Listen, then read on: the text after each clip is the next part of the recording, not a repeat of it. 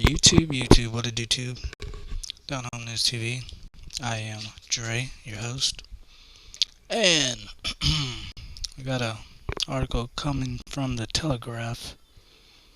This one's gonna take us across the pond, I believe they say. Britain has become a lawless country where good people have to live in fear. And this photo is Seven Badzak, murdered in 2021 on his way home from Waitrose when thugs mistook him for someone else.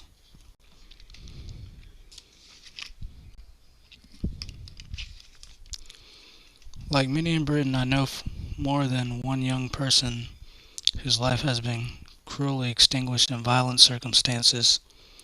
My brother's childhood friend, Seven Badzak, an aspiring lawyer and son of a Tory activist, was murdered in 2021 in a case of mistaken identity on his way home from a Waitrose after picking up orange juice for his mum. I remember him as a small child bursting into my bedroom when he came over to play, a cheeky and infectious ball of energy. Today he is morbid subject to fascination and true crime podcasts. His murder was a surreal mixture of psychopathic and the absurd. As they were sentenced, his killers lay down in the dock, cackled and booed at the judge as if he were a Potomac villain.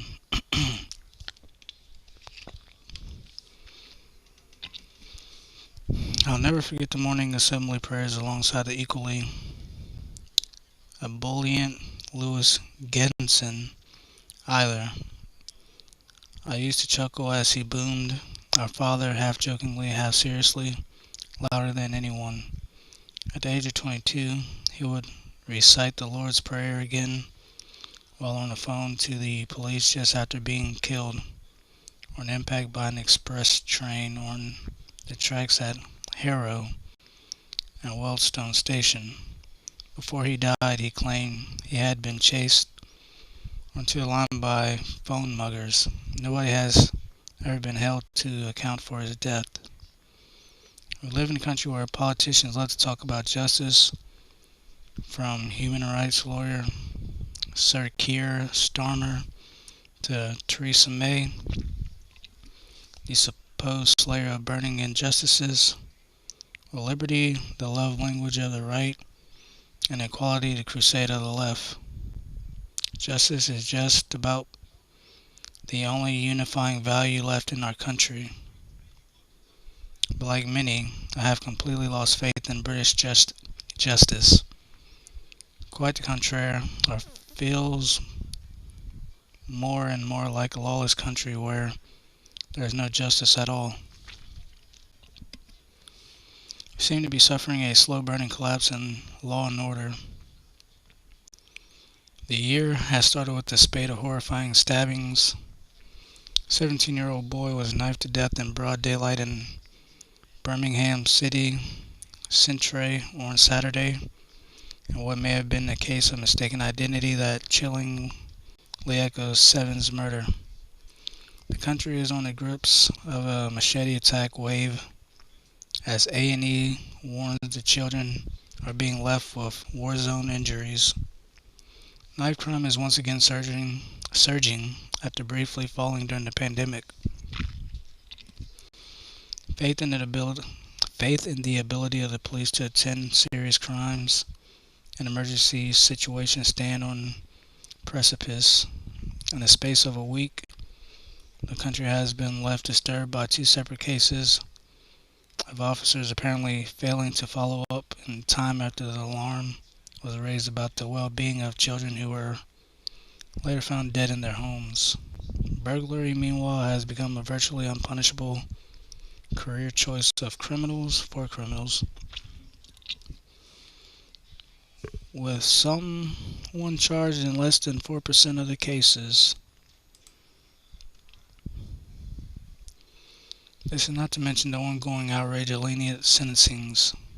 Every day seems to bring a fresh scandal, whether it's a serial rapist sentenced to just 12 years or a pedophile being handed to community service penalty, all while hundreds of decent and innocent sub-postmasters were hounded through the courts and some imprisoned.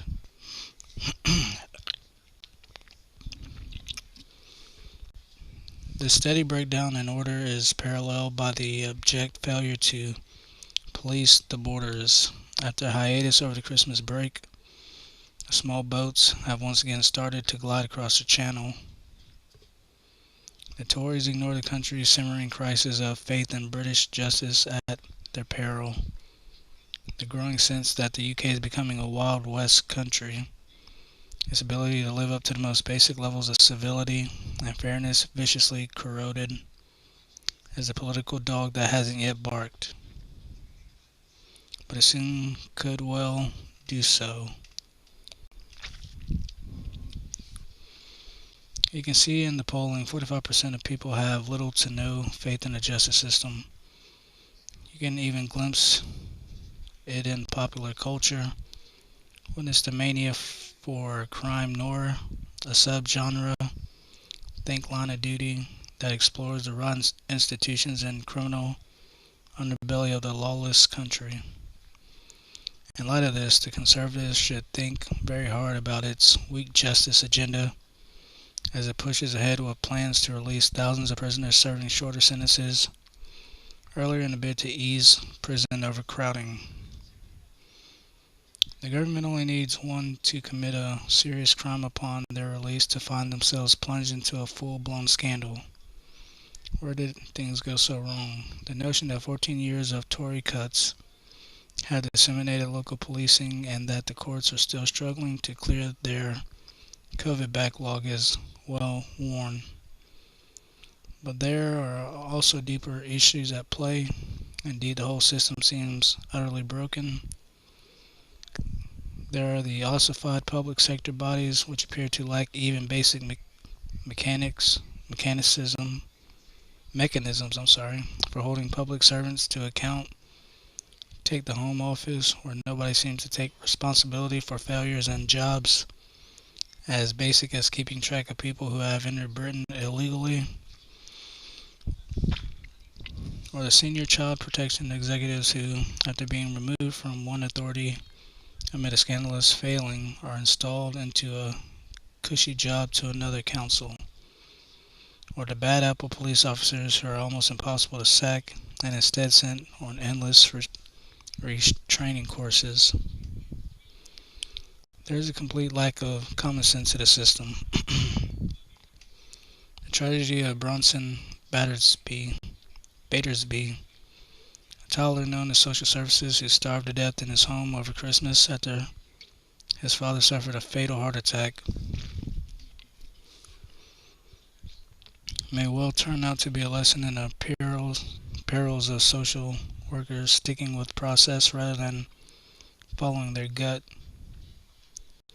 Meanwhile, the notion that judges should have scope to dole out minimum sentences to cold-blooded murderers rather than condemning them to die beyond bars runs completely counter to justice as the most of the public would understand it. So too, the idea that the country should refrain from policing its borders lest this breach an outdated Cold War-era international refugee law. Finally, we have become too reluctant to confront uncomfortable facts. Seven's killers were black males. When are we going to have a frank discussion about the fact that, while they only account for 13% of the capital's population, black Londoners account for 61% of knife murders perpetrators and 45% of knife murder victims? One sees the same political correctness in the debate over illegal channel crossers and negligent parents who allow their vulnerable children to be put in harm's way. Justice requires a society to have a strong sense of responsibility as well as rights. Unfortunately, it may take an even more serious crime wave for our politicians to realize all this. In the meantime, we can only brace ourselves and bolt our doors at night. Oh man, it's a pretty deep article. I thought it wasn't going to be more like a book reading, but it gave me a pretty good perspective into the culture over there. And kind of like here in America, we are 15%, no more than 15, but it's probably around 13 like over there, but we're about 15 to 13, somewhere in that range. But yet we're accounted for, I don't think it's as high as 60%, 61%, but we're up there when it comes to certain crimes. And it's a good article, good read. I don't want to wish the same on others in different countries, but America has the same problem, it seems like, and we're basically doing the same thing in certain territories or states, whatever you want to call it, as far as decriminalizing the police. But over there in Britain, it's even worse because I'm pretty sure nobody has guns. They're all walking around with knives if they use protection at all. But I don't even think the police have guns over there. They mainly use stun guns. I'm pretty sure they have guns, but I want to say when I see them, they normally carry around stun guns with them. But yeah, seems like America isn't the only one suffering from lawlessness, but good thing we still have the Second Amendment right, and hopefully during my lifetime we'll continue to have it in my son's lifetime as well. But yeah, that's an interesting read. Let me know what y'all think about it. Down Home News TV, like, comment, subscribe, share, and leave a comment. Let me know what y'all want me to go over or review, react to.